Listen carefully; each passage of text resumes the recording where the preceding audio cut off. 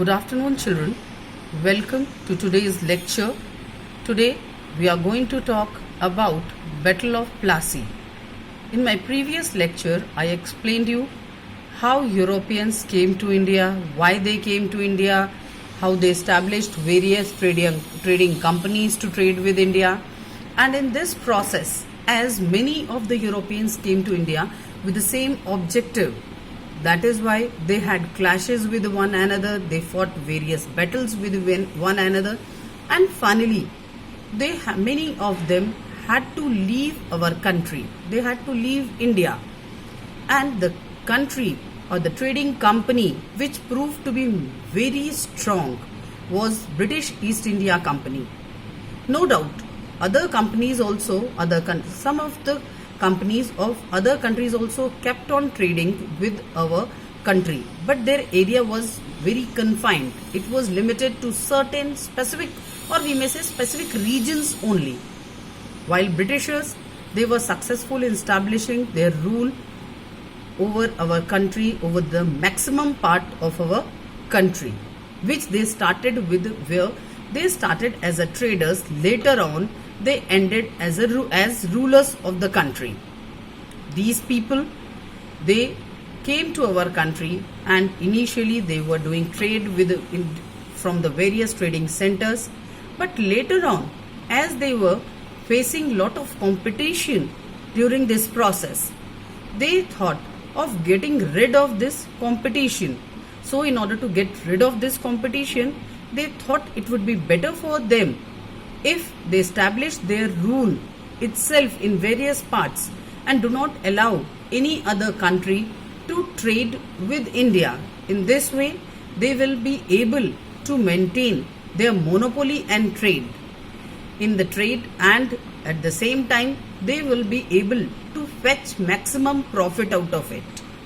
With this objective, the first step which they took was in West Bengal, which was the largest province of that time. This province included present days West Bengal, Bangladesh, Orissa, Jharkhand, Bihar. So all these provinces of present time, all these states of present time, they formed a single state at that time, or single province at that time, and that province was called Bengal. Bengal was ruled by Alivardi Khan, and after his death, Sirajud-Dowla became ruler of Nawab. And this fellow, he was quite ambitious person. He had a charismatic personality. He didn't wanted to be under the control of anyone. Rather, he used to become angry also very easily. That is why he did not like anybody's control over him, and thus it was becoming difficult for the Britishers to expand their trade in West Bengal, which was a very rich state, as the land of this area was very fertile. As it is, it is the delta area. The area of Bengal is delta area of largest delta of the world, that is Ganga Brahmaputra delta is there. So the land is very fertile. As the land was fertile, and that along with that, agriculture could be done very well here because of fertility of the land, good for and easy availability of water. Then this region was quite good for trading purpose, as border of this almost whole region touched the sea boundary. It had the coastal boundary. That is why trading was quite convenient, quite comfortable from here. That is why they wanted to capture this region. They wanted to have monopoly in trade of this region. Thus, they started fortifying, making forts at the trading center. Initially, they did not, when Sirajud-Dowla did not allow them to carry on trade here. But later on, when they got permission to start trade, they started making forts there. They started constructing forts there. As soon as Sirajud-Dowla got information about this fortification, he immediately sent his army to destroy the forts. He, along with his army, went there with a troop of 30,000 soldiers. and he ordered, initially he tried to convince them not to extend their area.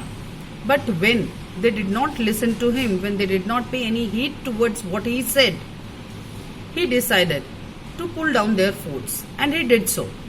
As soon as this news reached Madras, immediately commander of army of that time, that is British East India Company's commander of army, Robert Clive, started from Madras to take revenge from Sirajud-Dowla. He had a very small army with him, so he knew it very well that it was not possible for him to conquer Sirajud-Dowla with his small army. That is why he made a plot. He had a conspiracy to defeat Sirajud-Dowla. He offered bribe to a great trader, to a very well-to-do trader, Seth Ami Chand. Along with that, he offered bribe of making Mir Jafar Nawab of Bengal after Sirajud-Dowla if Mir Jafar supported him in the battle against Sirajud-Dowla. As Mir Jafar was also quite ambitious, he too wanted to become the Nawab. That is why he agreed with the Britishers. He agreed with Robert Clive and decided to support Sirajud-Dowla. And as per the command of army chief, commander of army, the army remained inactive during the war which was fought between Robert Clive and the British army, or the army of Robert Clive. As a result of it, Sirajud-Dowla was defeated, and now Mir Jafar became the new Nawab of Bengal. As this battle was fought on the ground of a small village of Bengal named Plassey, that is why this battle is called Battle of Plassey, which was fought in the year 1757. And this particular battle laid foundation of British rule in India. We can say so because when Mir Jafar became the Nawab of Bengal, Britishers' objective was to keep their indirect control over Bengal. They wanted to have their hold over Bengal. They wanted Mir Jafar to do what they wanted. We may say their objective was to have a puppet ruler in Bengal, and they wanted the Mir Jafar to behave in that manner only. But Mir Jafar did not like it because he was also quite ambitious. He wanted to do the things of his own. But what Britishers did was that they made him powerless. He had lot of responsibilities, but he did not have any power, like power of collecting revenue, which was the major source of income.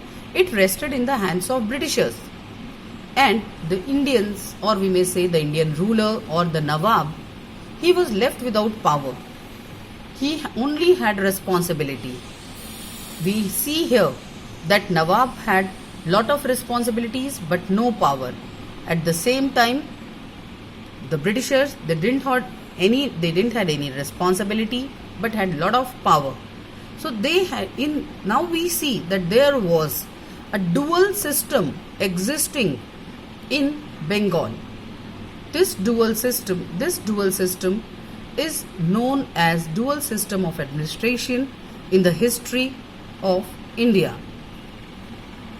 So that's all for today's lecture. I hope you have understood whatever I explained you today. Thank you, children.